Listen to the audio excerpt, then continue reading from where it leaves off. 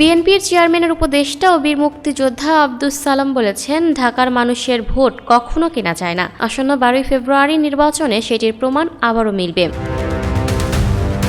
শুক্রবার 6 ফেব্রুয়ারি ঢাকা 7 আসনে বিএনপির প্রার্থী হামিদুর রহমানের নির্বাচনী জনসভায় তিনি এসব কথা বলেন। মুক্তিযোদ্ধা আব্দুস সালাম বলেন, ঢাকার মানুষ অতীতেও অন্যায় ও ষড়যন্ত্রের বিরুদ্ধে রায় দিয়েছে।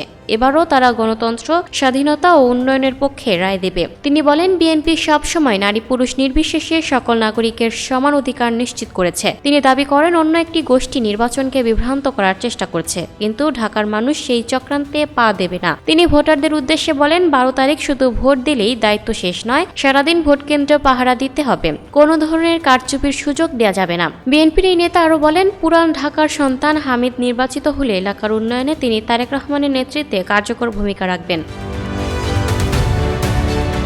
Lucky Akter, people voice television, Dhaka.